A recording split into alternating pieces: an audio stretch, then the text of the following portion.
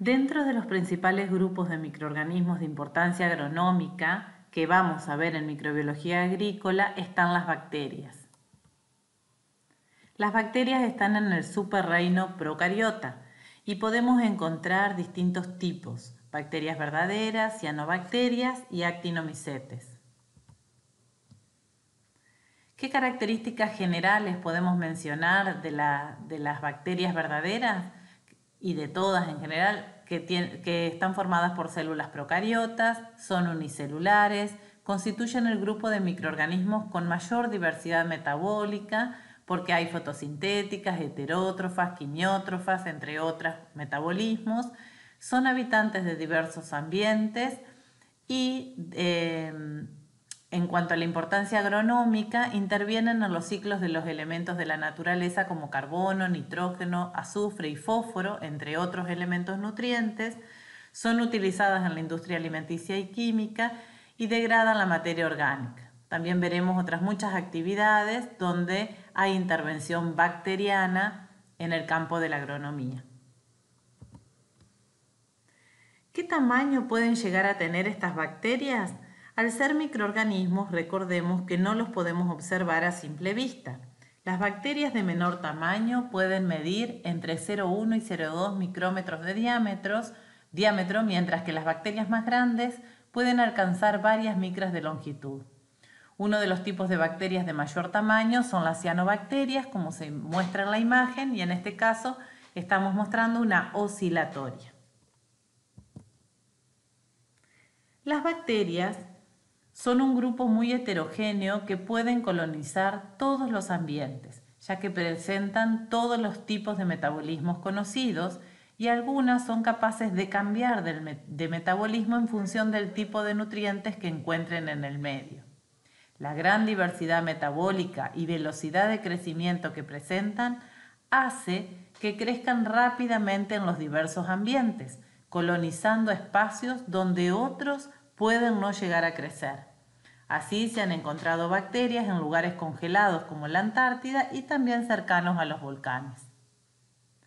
Otra característica particular propia de algunas bacterias llamadas diazótrofas es que tienen una enzima llamada nitrogenasa con la cual pueden fijar el nitrógeno molecular que está en el aire y reducirlo a amoníaco para luego formar parte de compuestos orgánicos nitrogenados y transportarlos a la planta o bien a su propio protoplasma.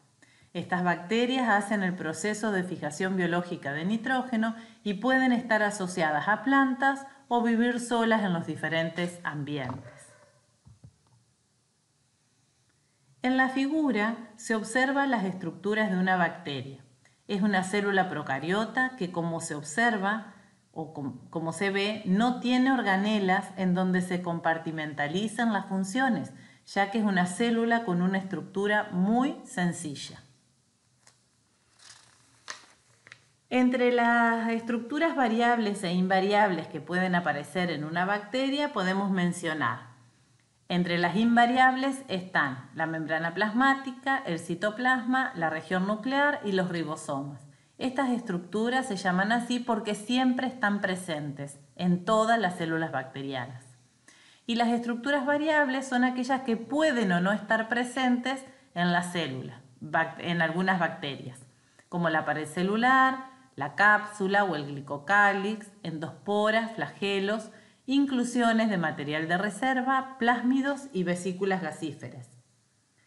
La descripción de cada una de estas estructuras las vieron y estudiaron en biología, y en esta presentación vamos a rescatar algunas estructuras que vamos a volver a estudiar y ver en la cursada de microbiología agrícola. Una de las estructuras más importantes en cualquier ser vivo es la membrana plasmática. La membrana es una barrera de permeabilidad y, al igual que la de las células eucariotas, en las bacterias está formada por una bicapa lipídica.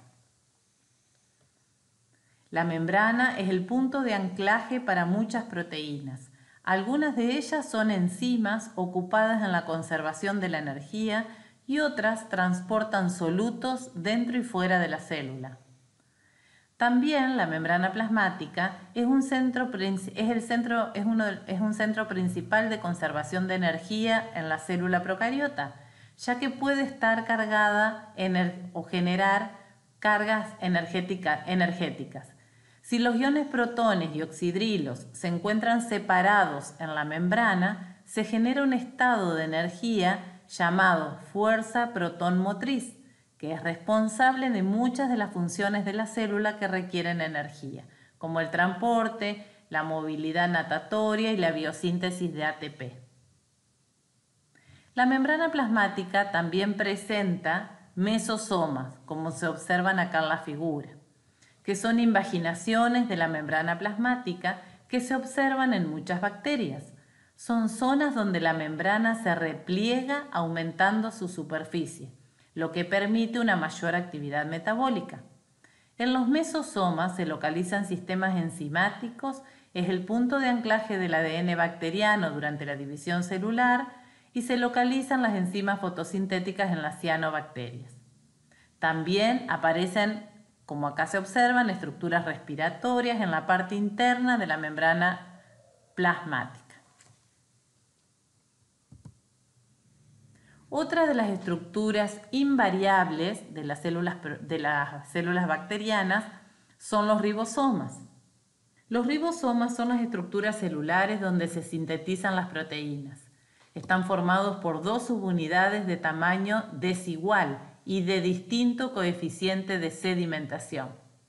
Los ribosomas 70S, como lo muestra la imagen de la izquierda, son típicos de procariotas, de cloroplastos y mitocondrias.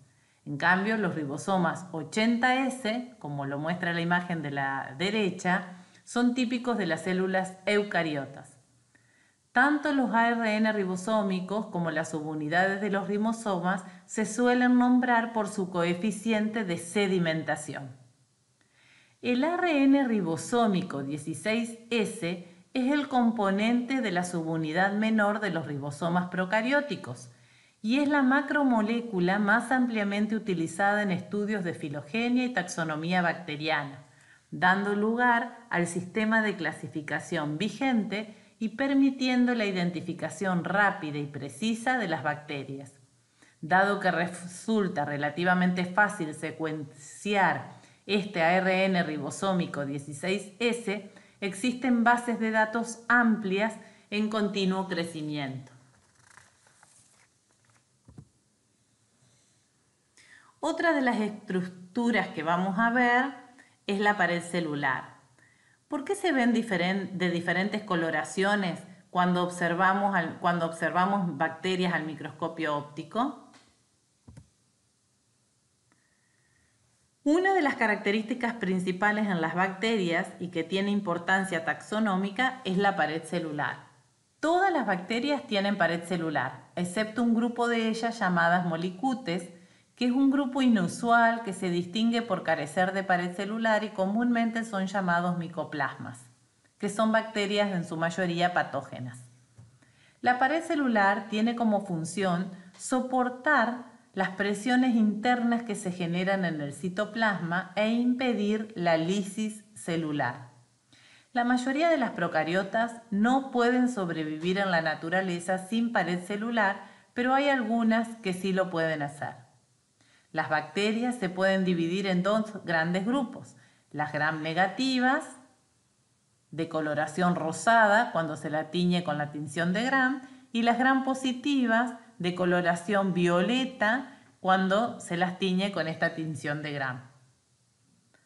Dicha clasificación se basa en la reacción a la tinción de gram y a las diferencias estructurales de la pared celular, como se muestra en la imagen.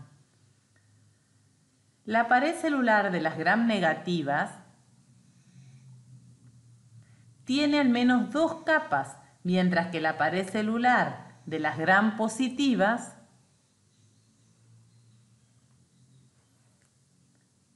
suele ser mucho más gruesa y está formada fundamentalmente por un solo tipo de molécula.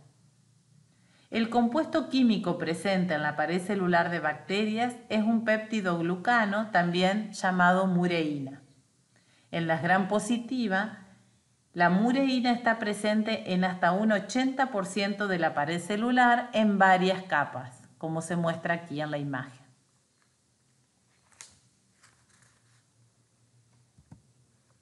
¿Cómo se observan las bacterias al microscopio óptico?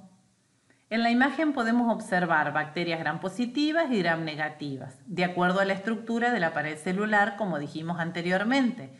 Pero al realizar esta tinción de gram, también podemos observar otras características.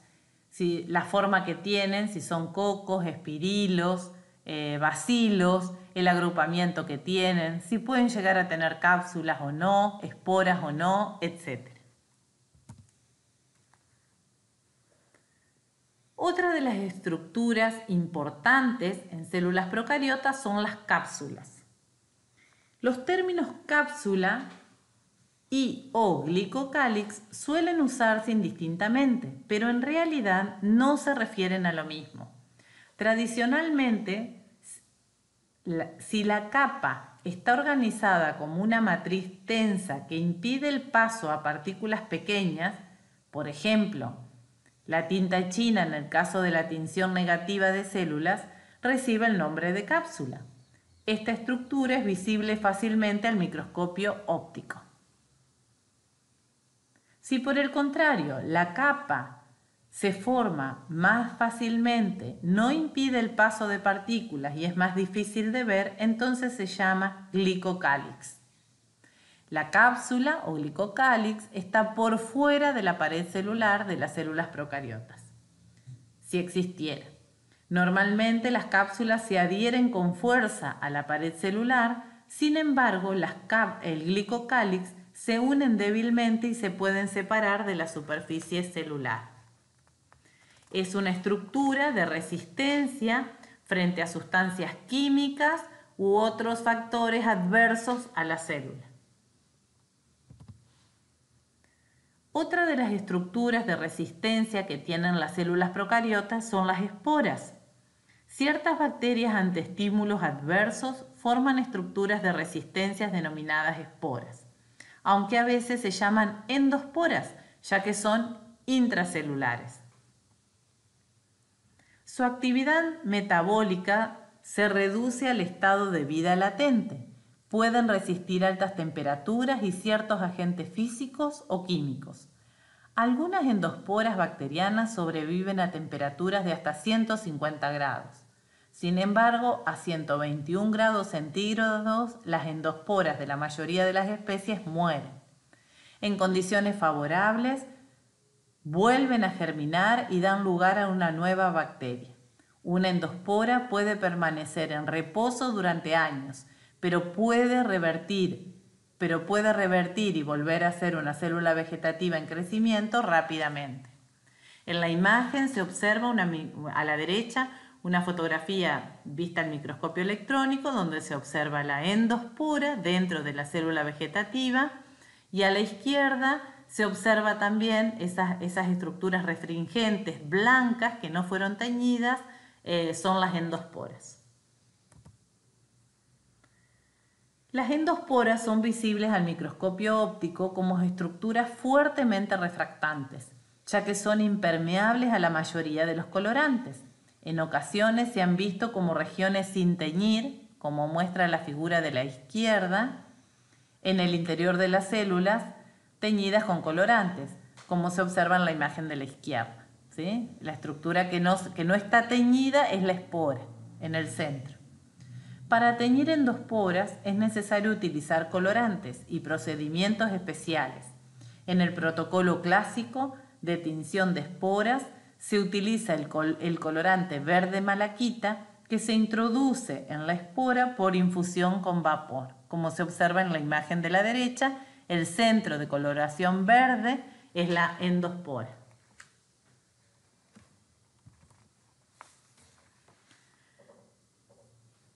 La otra estructura que puede aparecer en las células procariotas es una estructura variable, son los plásmidos.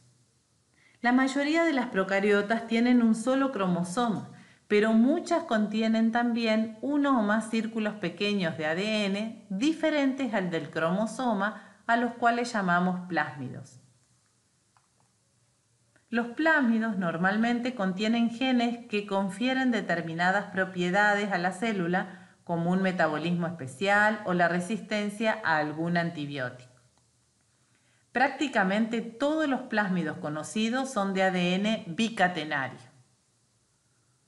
Son normalmente mucho más pequeños que los cromosomas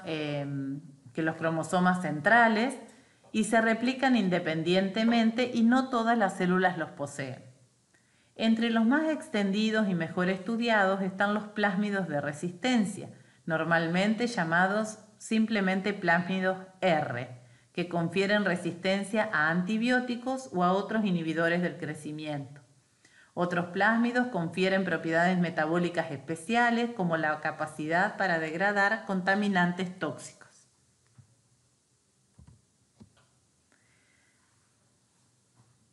En microbiología vamos a ver algunos procesos de recombinación génica que tienen las bacterias. Uno de ellos es la conjugación. La conjugación es un mecanismo por el cual la transferencia de ADN se logra cuando dos células se ponen en contacto y existe un plásmido conjugativo en la célula donadora. Los plásmidos conjugativos usan este mecanismo para transferir a nuevas células hospedadoras copias de sí mismo y los genes que codifican, como lo son la resistencia a antibióticos, por ejemplo. Aquí tenemos las células donadoras y las receptoras, ¿sí? Acá está el plásmido que comienza a transferirse a la célula receptora.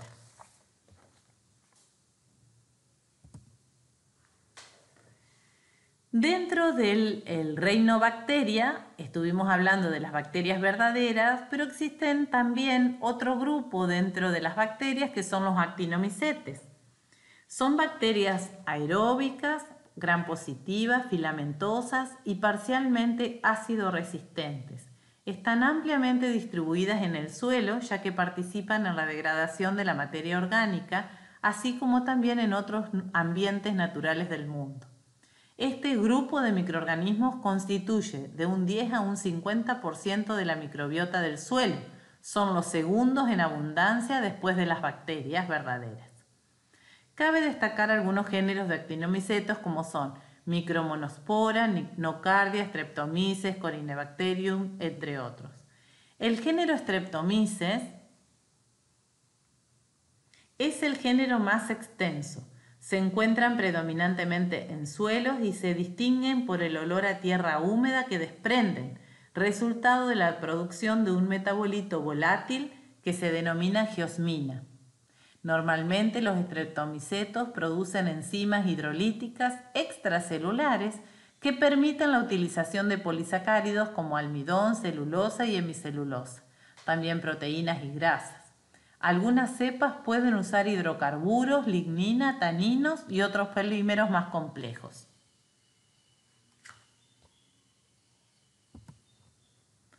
Otro de los grupos dentro del reino bacterias son las cianobacterias. Son un grupo de bacterias muy particulares, de las primeras que colonizaron el planeta. Existen especies de cianobacteria en un amplio rango de formas y tamaños, desde unicelulares hasta otras que forman colonias macroscópicas de varios milímetros de diámetro.